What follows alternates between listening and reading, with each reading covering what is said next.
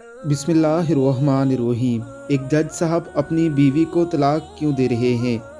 रोंगटे खड़े कर देने वाला सच्चा वाक़या है। कल रात एक ऐसा वाक़या हुआ जिसने ज़िंदगी के कई पहलुओं को छू लिया। करीबन शाम के 7 बजे होंगे। मोबाइल की घंटी बजी। उठाया तो उधर से रोने की आवाज़। मैंने चुप कराया और पूछा कि भाभी जी, आखिर हुआ क्या है? उधर से आवाज़ आई, आप कहाँ हैं और कितनी देर में आ सकते हैं? मैंने कहा, आप परेशानी बताएं और भाई साहब कहाँ हैं और माँ किधर है? आखिर हुआ क्या है? लेकिन उधर से सिर्फ एक ही रट के आप फ़ौरन आ जाइए। मैं उसे मुतमईन करते हुए कहा कि 1 घंटे लगेंगे पहुंचने में। जैसे तैसे घबराहट में पहुंचा। देखा कि भाई साहब जो हमारे जज दोस्त हैं सामने बैठे हुए हैं। भाभी जी रोना चीखना कर रही हैं। 12 साल का बेटा भी परेशान है और 9 साल की बेटी भी कुछ कह नहीं पा रही। मैंने भाई साहब से पूछा कि आखिर बात क्या है? भाई साहब कुछ जवाब नहीं दे रहे थे। फिर भाभी जी ने कहा, ये देखिए तलाक के कागजात कोर्ट से तैयार करवा कर लाए हैं। मुझे तलाक देना चाहते हैं। मैंने पूछा, ये कैसे हो सकता है? इतनी अच्छी फैमिली है, 2 बच्चे हैं, सब कुछ सेटल्ड है। पहली नज़र में मुझे लगा कि ये मजाक है, लेकिन मैंने बच्चों से पूछा कि दादी किधर हैं, तो बच्चों ने बताया कि पापा उन्हें 3 दिन पहले ओल्ड एज होम में शिफ्ट कर आए हैं। मैंने नौकर से कहा, मुझे और भाई साहब को चाय पिलाओ। कुछ देर में चाय आई। भाई साहब को मैंने बहुत कोशिश की चाय पिलाने की, मगर उन्होंने नहीं पिया और कुछ ही देर में वो मासूम बच्चे की तरह फूट फूट कर रोने लगे और बोले, मैंने 3 दिन से कुछ भी नहीं खाया। मैं अपनी 61 साला माँ को कुछ लोगों के हवाले कर आया हूँ। पिछले साल से मेरे घर में माँ की इतनी मुसीबतें हो गई कि बीवी ने कसम खा ली कि मैं माँ जी का ध्यान नहीं रख सकती। ना तो ये उनसे बात करती थी, ना मेरे बच्चे उनसे बात करते थे। रोज़ मेरे कोर्ट से आने के बाद माँ बहुत रोती थी।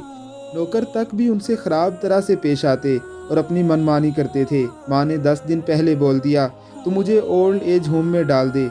मैंने बहुत कोशिश की पूरी फैमिली को समझाने की, लेकिन किसी ने माँ से सीधे मुंह बात तक नहीं की। जब मैं 2 साल का था तब अब्बू इंतकाल कर गए। माँ ने दूसरों के घरों में काम करके मुझे पढ़ाया, इस काबिल बनाया कि मैं आज एक जज हूँ। लोग बताते हैं कि माँ दूसरों के घर काम करते वक्त कभी भी मुझे अकेला नहीं छोड़ती थी। इस माँ को मैं आज ओल्ड एज होम में छोड़ आया हूँ। मैं अपनी माँ के एक एक दुख को याद करके तड़प रहा हूँ जो उन्होंने सिर्फ मेरे लिए उठाए थे। मुझे आज भी याद है जब मैं मैट्रिक के इम्तिहान देने वाला था।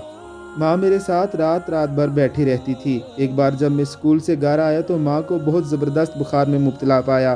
पूरा जिस्म गर्म और तप रहा था। मैंने माँ से कहा, तुझे तेज़ बुखार है?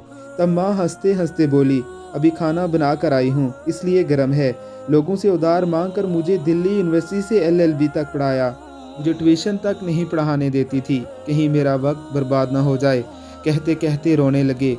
कहने लगे कि जब ऐसी माँ के हम नहीं हो सके तो अपनी बीवी और बच्चों के क्या होंगे, जिनके जिस्म के टुकड़े हैं। आज उन्हें उन लोगों के हवाले कर आए हैं जो उनकी आदत, उनकी बीमारी, उनके बारे में कुछ भी नहीं जानते। जब मैं ऐसी माँ के लिए कुछ भी नहीं कर सकता तो मैं किसी और के लिए भला क्या कर सकता हूँ? आज़ादी अगर इतनी प्यारी है और माँ इतनी बोझ है तो मैं पूरी आज़ादी देना चाहता हूँ। जब मैं बगैर बाप के पल गया तो ये बच्चे भी पल जाएंगे, इसलिए मैं तलाक देना चाहता हूँ। सारी प्रॉपर्टी में इन लोगों के हवाले करके इस ओल्ड एज होम में रहूँगा। वहाँ कम से कम माँ के साथ तो रह सकता हूँ। अगर इतना सब कुछ करने के बावजूद माँ आश्रम में रहने के लिए मजबूर है तो एक दिन मुझे भी आखिर जाना ही पड़ेगा। माँ के साथ रहते रहते आदत भी हो जाएगी। माँ की तरह तकलीफ़ भी नहीं होगी। जितना बोलते उससे भी ज़्यादा रो रहे थे। इसी दरमियान रात के 12:30 हो गए। मैंने भाभी जी के चेहरे को देखा। उनका चेहरा पछतावे के जज्बात से भरा हुआ था। मैंने ड्राइवर से कहा कि अभी हम लोग नोएडा चलेंगे। भाभी जी, बच्चे और हम सब लोग एज होम पहुँचे। बहुत ज़्यादा गुजारिश करने पर गेट खुला। भाई साहब ने गेट कीपर के पैर पकड़ लिए। बोले, मेरी माँ है, मैं इसे लेने आया हूँ। चौकीदार ने पूछा, क्या करते हो साहिब? भाई साहब ने कहा कि मैं एक जज हूँ। इस चौकीदार ने कहा, जहाँ सारे सबूत सामने हैं तब तो आप अपनी माँ के साथ इंसाफ नहीं कर पाए और उनके साथ क्या इंसाफ करते होंगे? इतना कहकर हम लोगों को वहीं रोककर वो अंदर चला गया। अंदर से एक औरत आई जो वार्डन थी। उसने बड़े जहरीले लहजे में कहा, 2 बजे रात को आप लोग ले जाकर कहीं से मार दें तो मैं अल्लाह को क्या जवाब दूंगी? मैंने वार्डन से कहा कि बहन, आप यकीन कीजिए, लोग बहुत पछतावे में जी रहे हैं। आखिर में किसी तरह उनके कमरे में ले गई। कमरे का जो नज़ारा था उसे लफ्ज़ों में बयान करना मुश्किल है। ऐसे एक फ़ोटो जिसमें पूरी फैमिली है, वो भी माँ के बगल में, जैसे बच्चे को सुला रखा है। माँ जी ने देखा तो उन्हें लगा कि कहीं बात ना खुल जाए, लेकिन जब मैंने कहा कि हम लोग आपको लेने आए हैं, तो पूरी फैमिली एक दूसरे से लिपट कर रोने लगी।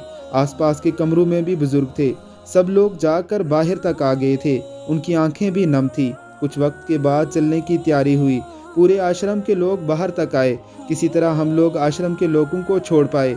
सब लोग इसी उम्मीद से देख रहे थे कि शायद उन्हें भी कोई लेने आया है। रास्ते भर बच्चे और भाभी जी तो चुपचाप रहे, मगर माँ और भाई साहब एक दूसरे के जज्बात को अपने पुराने रिश्ते पर बैठा रहे थे। घर आते आते 3:45 हो गए।